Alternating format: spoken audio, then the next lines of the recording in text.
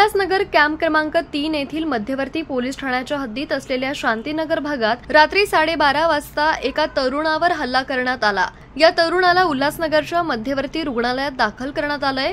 अरविंद गवळी या तरुणानं सुजल ससानेच्या बहिणीचा मोबाईल घेऊन गेला असल्यानं तो मोबाईल घेण्यासाठी सुजलनं अरविंदला फोन करून विचारले, कुठे आहे, माझ्या बहिणीचा मोबाईल दे, तिला सकाळी कामावर जायचंय।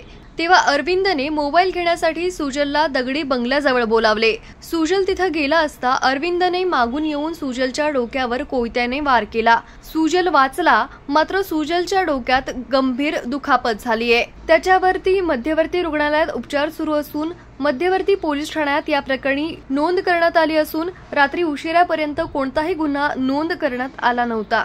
अभी यही हुआ, मेरा लड़का वहाँ खड़ा था, आया पीछे से, मेरा लड़का बात कर रहा था तो मेरी लड़की का बड़ी वाली का मोबाइल ले गया वो। तो उसने बोला कि मेरे बहन का मोबाइल दे दे, काम धंधे पे जाती है तो मोबाइल दे दे। उसको गंदी गंदी गालियाँ देने लगा वो। और फिर उसके बाद में आया पीछे से, उससे पूछ रहा है तो किधर है, तो वो बोला मैं दगड़ी बंगले के सामने ही खड़ा हूँ। पीछे से आया, सामान निकाला और मार के भाग गया। वो हमेशा सामान लगा के ही घूमता है। उसने, उसके हाथ में बड़ा सा सामान था और उसका अरविंद वसंत गवळी है, वो डोंबिवली में और पलावा में रहता है। ये घटना हमारे शांति नगर में हुई और ये 12:30 के बीच में हुई है। डिजिटल बातमीदारीच्या युगात अल्पावधीतच नावारूपाला आलेल्या आणि लाखो प्रेक्षकांच्या पसंतीस उतरलेल्या एकमत न्यूज चॅनलला इंस्टाग्राम आणि फेसबुकवर फॉलो करा आणि यूट्यूब चॅनलला सबस्क्राईब करा।